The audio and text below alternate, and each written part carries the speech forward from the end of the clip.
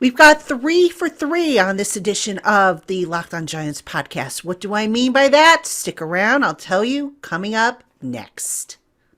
You are Locked On Giants, your daily New York Giants podcast. Part of the Locked On Podcast Network, your team every day.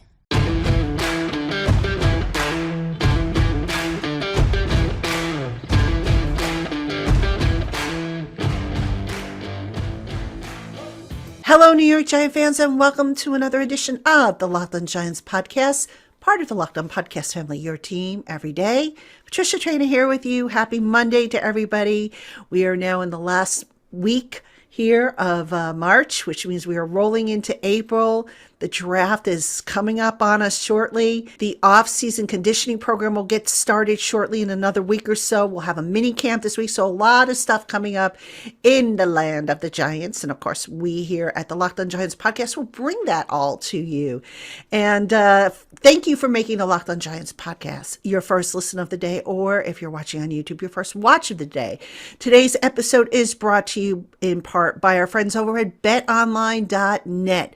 BetOnline has you covered this season with more props, odds, and lines than ever before.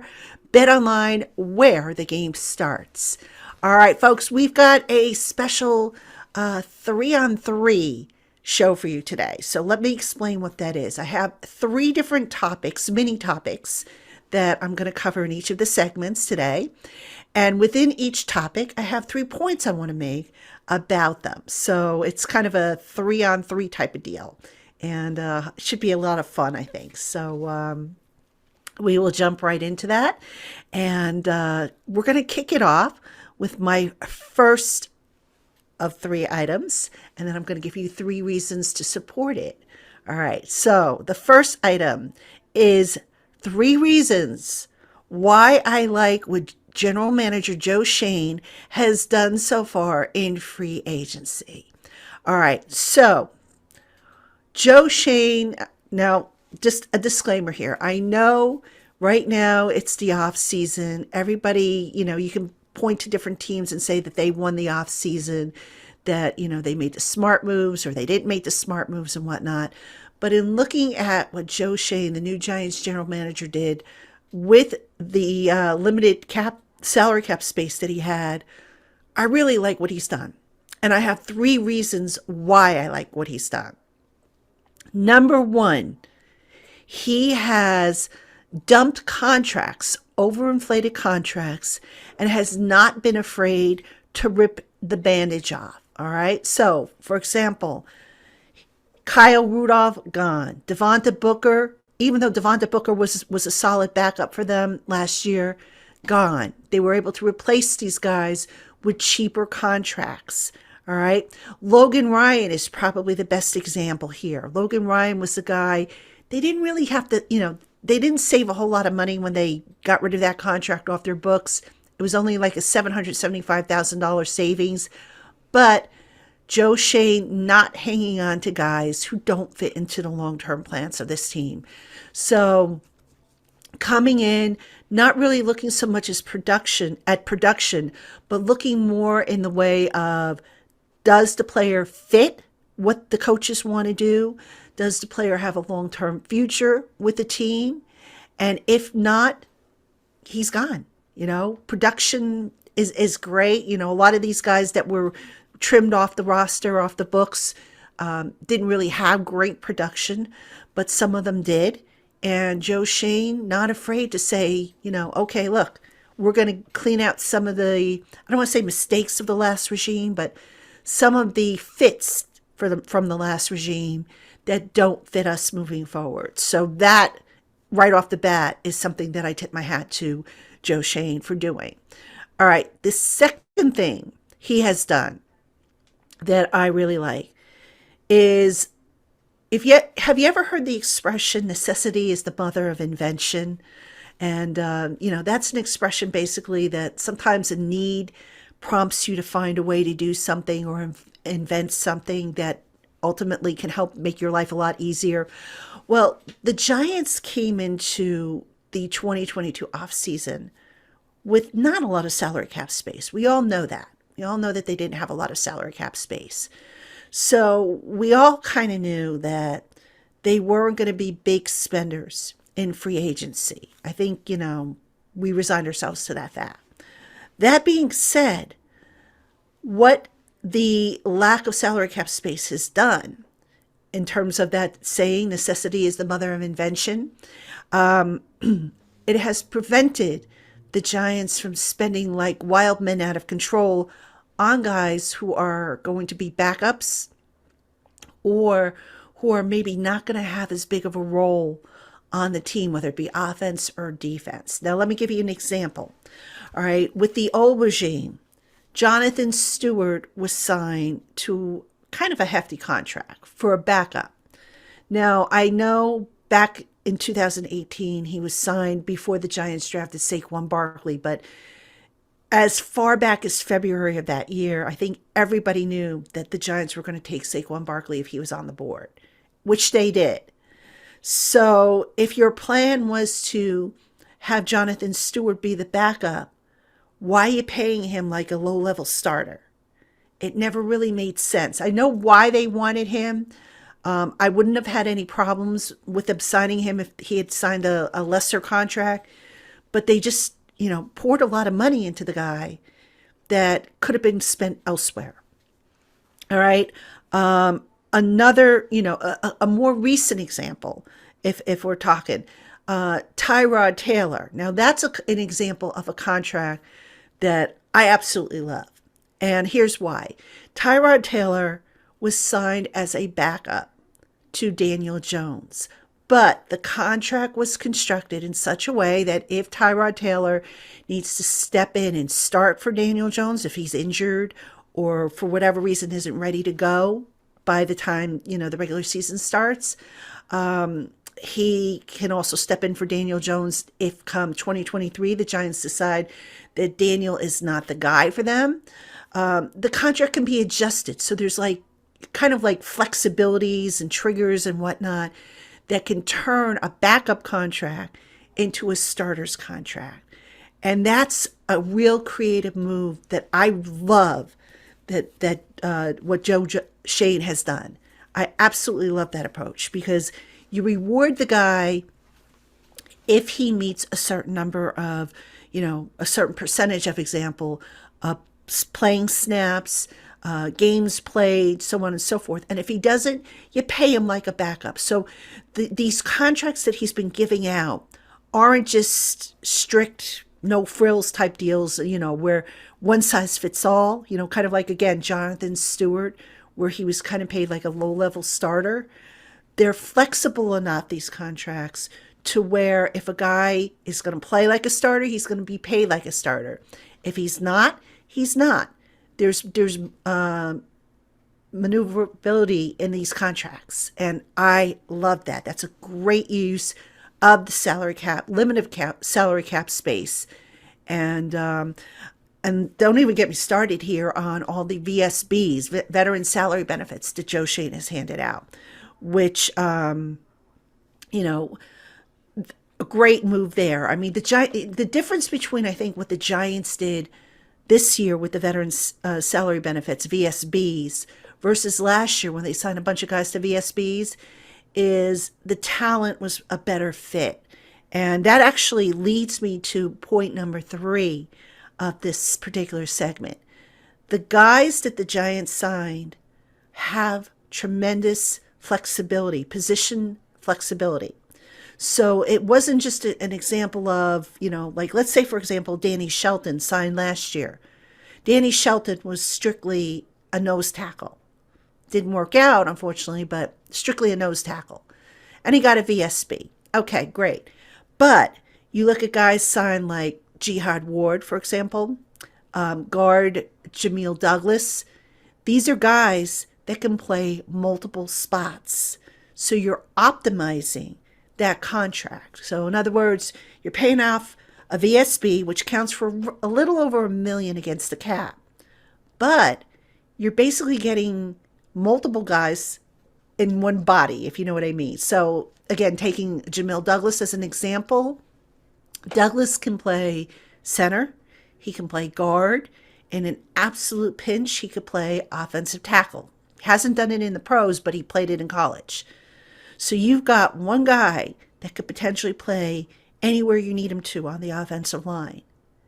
And you're paying him the equivalent of a little, I think it's 1.045 million against your salary cap. That, ladies and gentlemen, is tremendous value.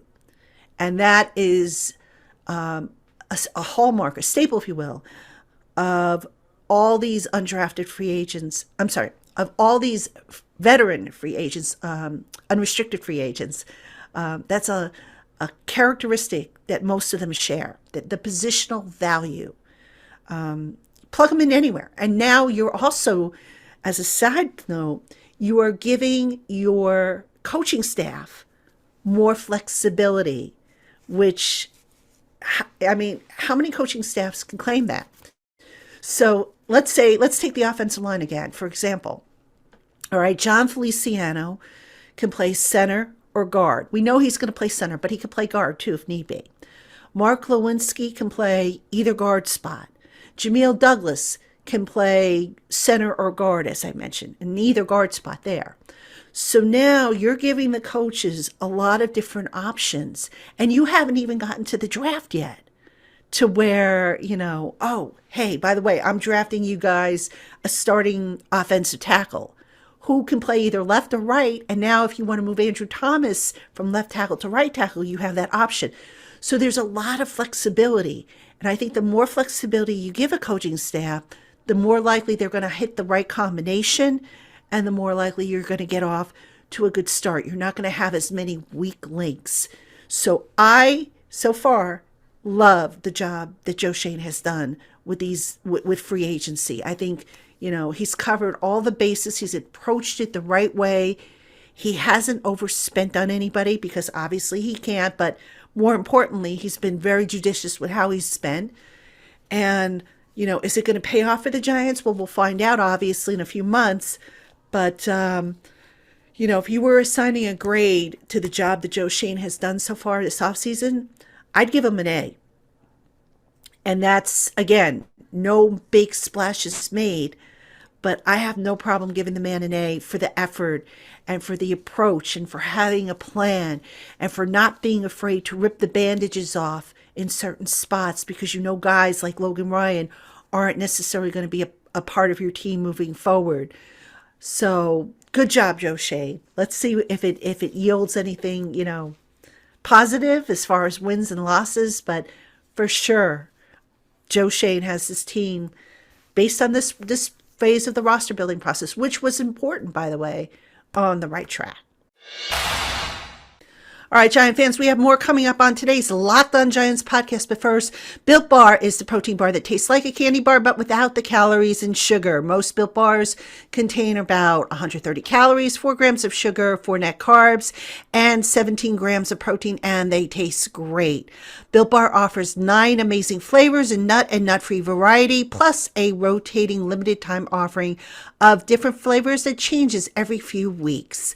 Head on over to BuiltBar.com today to see what their current lineup looks like and take 15% off your first order with our special promo code LOCKED15. That's LOCKED 15 for 15% off your first order at BuiltBar.com. All right, Giant fans, welcome back to the LockedOn Giants podcast. I am Patricia Traina, and we've got 3 things about 3 things on today's podcast. 3 separate topics we're talking about, and I've got 3 points that I want to make about each, and just really, some interesting things that I was jotting down. I was going to turn this into a notebook over on Giants Country, but I said, you know what? Let me just turn them into a podcast. It's just a little easier to do it on a podcast and to also, discuss it and present it to you guys and gals. So hope you are enjoying it. And also as a reminder, folks, before I forget, Twitter Tuesday tomorrow. Don't forget, I'll remind you later, but, just jot that down if you're at your desk and you need to remember what the programming is. So, all right, the next thing, item number 2 on my list of 3 things, moving Saquon Barkley. Now, I have spoken about this before. I have said that I can make a case for moving him. I can make a case for keeping him. I want to revisit this because to me, I still say it makes the most sense to look to move him. And I have three reasons behind that. Number one, if the Giants are doing a full rebuild to where their priority is, look, let's not worry about the playoffs. Let's just get the right players in here. Let's build a culture. Let's build a locker room. Let's be competitive. Let's build up our competitiveness. But let's not worry about, the postseason until next year. Then commit to that. And for the most part, Joe Schoen, Brian Dable, they have committed to that. But here's the thing, I look at Saquon Barkley, who I love as a player, by the way. All right. He's a tremendous player. I do not think he is in any way, shape, or form finished, despite all the injuries he's had. But I also don't think he is in the long-term plans of this team. And for a couple reasons. Number one, if Brian Dable's offense is coming down from Buffalo, if this Giants offense is going to have a heavy Buffalo flavor to it, I don't believe the Bills ran the ball as much as they maybe should have. I think, if I remember correctly, one of the chief complaints a lot of people had about Brian Dable's offense is that he abandoned the run and was quicker to go to the passing game. So if that's the case, and let's look at some numbers here, all right? The Bills receivers last year had 70 receptions at an average of 5.49 yards per catch. All right, now you've got Saquon Barkley, who has speed. He could be a matchup nightmare. But for that kind of production, do you really need a guy who, is $7.2 million against your cap, who probably after this season, if he balls out, is going to want a nice size contract? I don't know. I mean, to me, identify what your offense is going to be about. Is it going to be built around the running game? Is it going to be built around the passing game? Is it going to be a combination of the two? And if it is a combination of the two, can you get away with I don't want to say a lesser player, but a player with who can give you 5.49 yards per reception? So that's what the Giants need to determine. And for me, I don't think Saquon Barkley fits that. I think he's a luxury. He has always been a luxury on this team. And if he is not in the future, move him. Get draft picks. All right. Now, here's the thing. You're not going to get a number one draft pick for Saquon Barkley. To me, Barkley, when he came out of school, there was no doubt he was a number one, a first round pick. He was a top 10 pick. You can argue he was a top 5 pick. All right. The years have gone by. He's got some tread on his tires. He's had some devastating injuries. He is no longer worth a number one pick or a top 5 pick. So if you were to move him, could you hope for a second round pick? Maybe, but I think that would be being a little too optimistic or aggressive, if you will. Could you move him for a third round pick? It would depend on where in the third round. Maybe you can get away with that. Could you move him for a fourth or a fifth? Yeah, I think you could.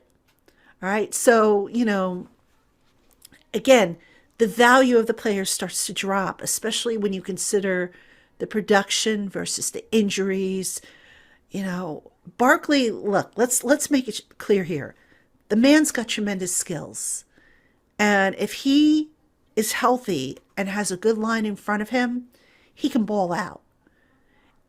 But is he going to be the central focus of this Giants offense? I don't think he is. So why would you want to keep him and his $7.1 million salary, or I'm sorry, $7.2 million? It doesn't make sense that if you can find a trade partner for him that gives you back a fourth round pick, I'd take it, quite frankly. Maybe I'm being foolish or I'm underselling the whole process here, but I would take it. It's better than having him walk away after the year is over. and now you have to wait for a comp pick to the following year. I just don't see the logic in that. So that would be point number one I would make. Point number two, and I've made this point before, and I'm going to tell you why this point that I've made is flawed. I have said in the past that maybe the Giants want to keep Saquon Barkley around because he could potentially help Daniel Jones. All right, you want to have good playmakers around your quarterback. Absolutely. But at the end of the day, do you know who's going to help Daniel Jones the most? It's not going to be Saquon Barkley. It's not going to be Brian Dable.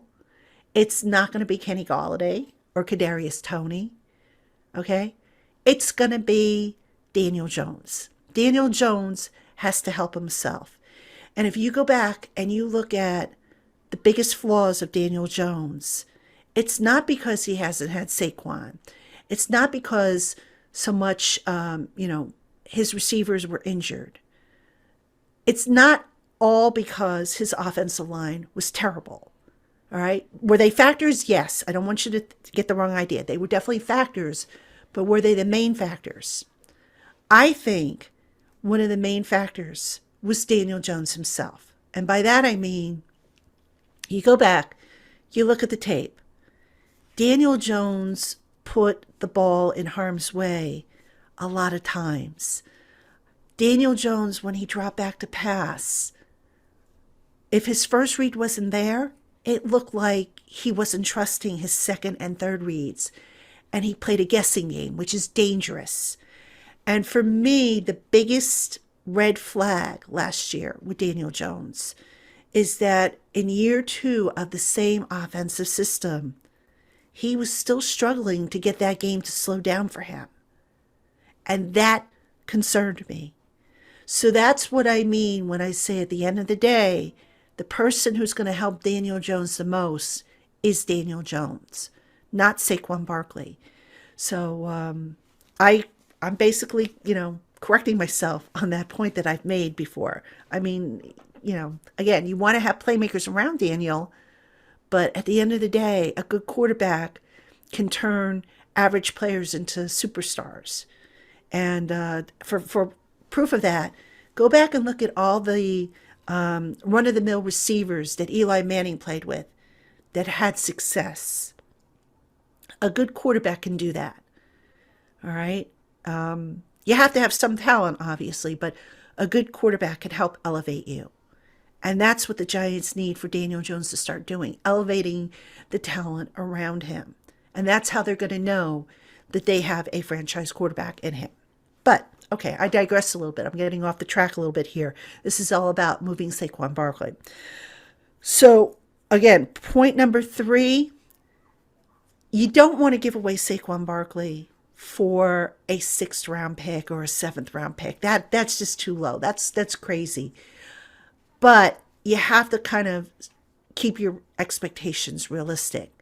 Again, if you can get a 4th rounder, I wouldn't go any lower than a 5th rounder. Quite honestly, if I were the Giants and I were looking to trade him, maybe I would even tell a team, give me a 4th round pick that can turn into a conditional 3rd if Saquon meets certain criteria, whether it be rushing for 1,000 yards, 80 receptions, playing in 16 of the 17 games, whatever conditions you want to attach to it. That's the type of deal I would try to look for if I were Joe Schoen and I were looking to move Saquon Barkley. Now, the question is can the Giants get something of that sort for Barkley? That's to be determined. I think right now, if I had to take a guess, there might be some hesitation of teams to take the gamble on Barkley because at times last year, Barkley, even though he was coming off that torn ACL and the surgery, there were times he didn't quite look like he trusted that leg and he didn't have the explosiveness. And if you're a team that potentially is thinking about trading for him, you might say to yourself, you know what? I don't know if I want to trade a conditional 4th round pick for a guy who I'm not really sure if he's 100% back. I don't want to know if I want to go out on a limb and say that, okay, I think this guy can be what he was in 2018 or what it looked like he was going to be coming out of Penn State in 2018. So that's where the conundrum kind of comes in for the Giants and for a potential trade partner.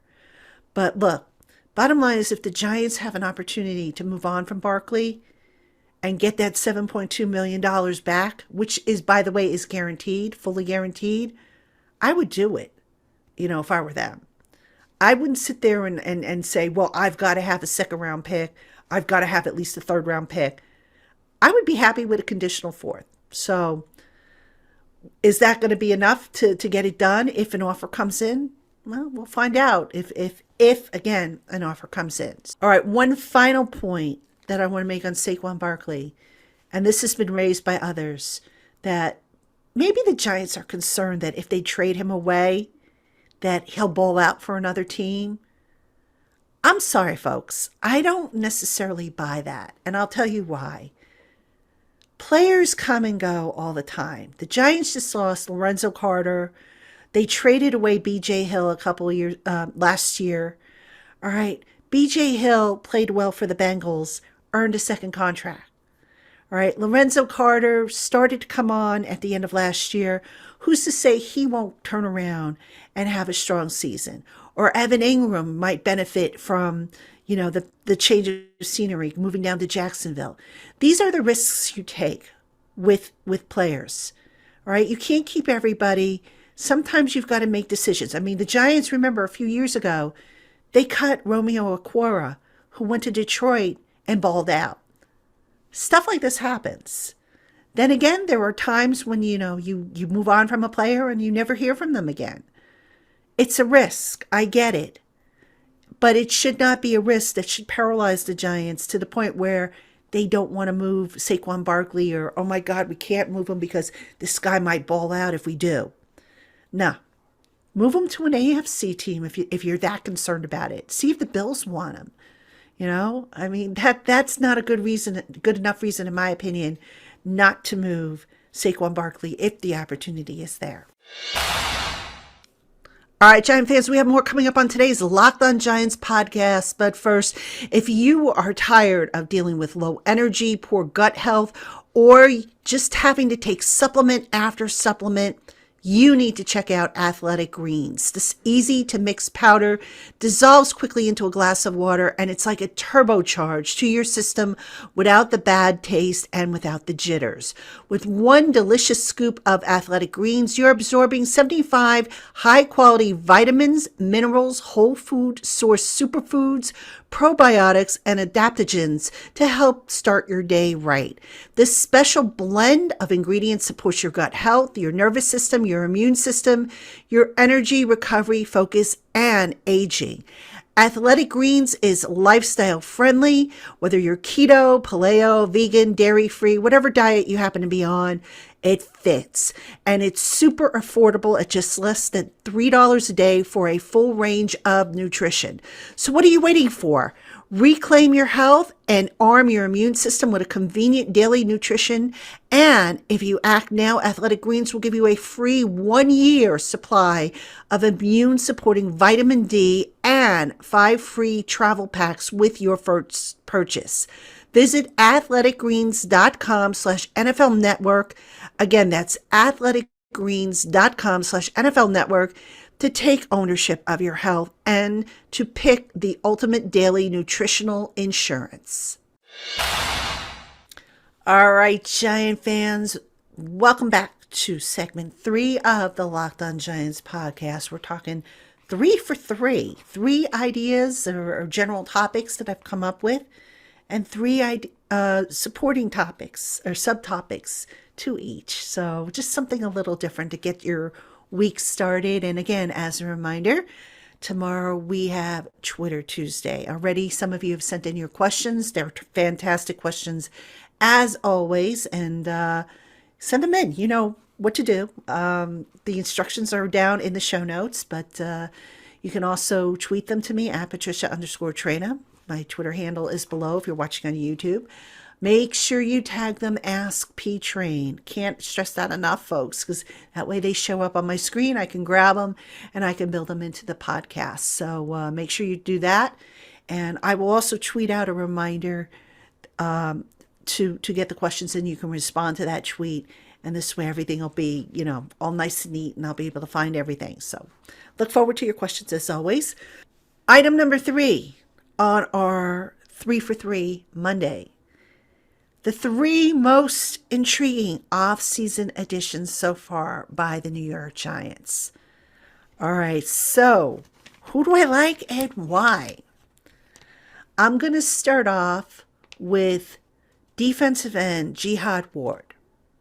All right, signed to a VSB, Veteran Salary Benefit Contract. And for this segment, actually, just an FYI, if you want to check out Giants Country, we have write-ups on all these guys and what they bring to the table and where their weaknesses are. Coach Gene Clemens did a great job with that, by the way. But here's why I like Jihad Ward. He's a pass rusher. Obviously, he's had experience playing with Don Martindale, the defensive coordinator in his system down in Baltimore. But this point, which I've got to give credit to Coach Gene for making this point because I think it's a really good point and an underrated point. Lorenzo Carter, when he was here, weighed about 250 pounds, if I'm not mistaken. And they played him on the edge, outside linebacker. Sometimes they had him down at defensive end with his hand in the dirt as a wide 9. Oftentimes, Lorenzo Carter was going up against a guy who outweighed him by 20, 30 pounds or more and just didn't get the push and the production. With Jihad Ward, he's got the size. He's got legitimate 4'3" defensive end size. So he's like 260 or something like that, 270. He's a little bit better of a physical matchup against these bigger offensive tackles. So therefore, in pass rushing situations, I could see Jihad Ward potentially being a productive guy for the Giants. I think he's going to be one of those under the radar types that is going to be really productive for them in the pass rush. So I like that move. I think that was definitely one of the most underrated moves that the Giants made in free agency. The second one that I want to talk about, also staying on the defensive side of the ball, is nose tackle Justin Ellis. All right. Now, when the Giants lost Austin Johnson, who was a guy, by the way, I hope they would re-sign, but I didn't think realistically they were going to be able to. When they lost Austin Johnson, I thought, oh gosh, that's not good. Because look, I didn't think they were going to re-sign Danny Shelton. Danny Shelton, as a rotational nose tackle, really didn't deliver the goods. And for whatever the reason, the Giants haven't really played Dexter Lawrence, who played nose tackle when he was in college, in that spot. And I don't know why that is. I guess maybe they were looking to try to get more out of him as a pass rusher. But apparently this coaching staff doesn't think that's the way to go with him either, because they went out and they signed Justin Ellis, who is a true nose tackle. He is a space eater. Yes, he is a 2-down player. Okay, he's not a guy who's going to be on the field for a pass rushing situation, unless you're going to put him in there to collapse the pocket and take up multiple blockers. Then I can see certain instances where he'll be in there. But as a pure pass rusher, I don't think you're going to see him that often. But he's a good stopgap situation. Again, a veteran salary benefit signing. And it's going to allow the Giants to draft a youngster to play that position down the line and not have to maybe be in a hurry to plug that guy into the starting lineup when they have a veteran capable of delivering the goods as a run stopper and a big body type that can eat up multiple blocks and free things up maybe for the pass rushers behind him. All right, so I like that one. And then the final one I want to talk about, which I think was kind of under the radar, is running back Matt Breida, who also signed a VSB. All right, now I mentioned in the first segment how, the Giants had to trim back some of their contracts that they were carrying because they couldn't afford to carry, as good as Devonta Booker was last year, his cap hit just wasn't something they could afford to carry. So that being said, the Giants, they swapped out Booker for Breida. Breida still has speed. The thing with him, obviously, is he's got to stay healthy, which hopefully he should, given that he's going to split the rotation or split some snaps with Saquon Barkley. But this is a guy who could do everything that Booker could do. Now, and by the way, he could do it for obviously less money than what Booker would have gotten this year. But yeah, so I think that was an underrated signing. A guy who obviously has the experience with the Bills offense. You see a pattern here with all these former Ravens and former Bills coming in, the corporate trainers, as I call them. So, I mean, Breida, I think, is going to be instrumental in helping the offense. And plus, Breida is a pretty good pass blocker. All right. So that's something that hasn't really been a strength of Saquon Barkley's in the past. It's something I think Breida can bring to the table to, again, keep some of the wear and tear off of Barkley if the Giants are going to be looking for big things from him. So those three guys, they're all on one-year deals, but the corporate trainers are good placeholders because, as I've said before, now you don't have to rush the young kids that you draft at those positions into the lineup.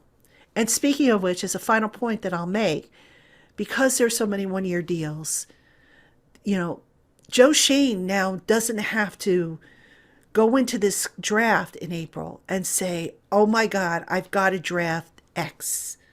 Because I know you guys don't want to hear this, and you probably would prefer I not mention this, but Dave Gettleman, one thing that he always used to say that I agree with, and I think a lot of people, a lot of GMs and personnel people would agree with, is you cannot go into a draft saying, I got to have a fill in the blank as far as position, a center, an edge rusher, a quarterback, whatever the case may be. Because the second you have that, you will mess it up. You will force the pick. All right? This team has been guilty of doing that in the past.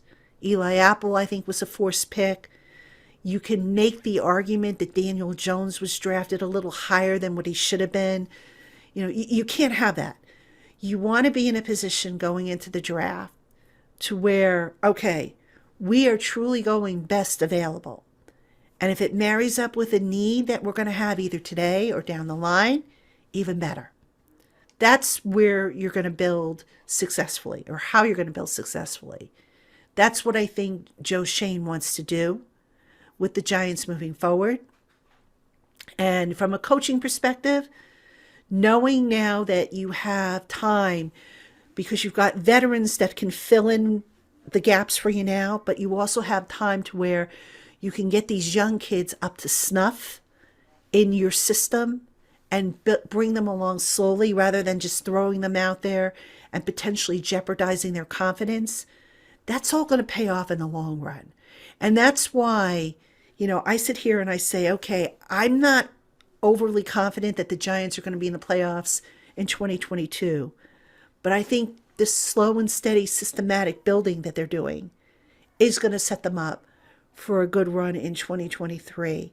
And that's when we're really going to see the football program take off if everybody stays healthy and if they stick to the plan. I do think that the team is going to be better in 2022, but I'm tempering my, I'm just tempering my expectations as far as playoffs go. And if it happens, great. I'll take it. If it doesn't, then, I have my logic laid out as to why it shouldn't. So, all right, folks, that will do it for today's episode. Again, tomorrow's Twitter Tuesday. Get your questions in. And also, just as a heads up, I'm going to be starting to bring on the program some of the Locked On college hosts to talk about their respective schools or conferences draft prospects and how they might be fits for the Giants. So that's something I'm going to look to get started hopefully this week. I do have a draft analyst that I'm hoping to have on the show for Thursday, I think it's going to be, because we're going to tape it Wednesday. It's going to be Thursday. Yeah, I'm going to start really going all out on the draft. And I've asked you on Twitter some of the schools you want me to focus on, and some of you have responded. So I've got those all on my list, and I'm going to see what I could set up and hope that you will tune in. So, as always, thank you so much for making us your first listen of the day, or if watching on YouTube, your first watch of the day. And folks, we will catch you tomorrow for Twitter Tuesday.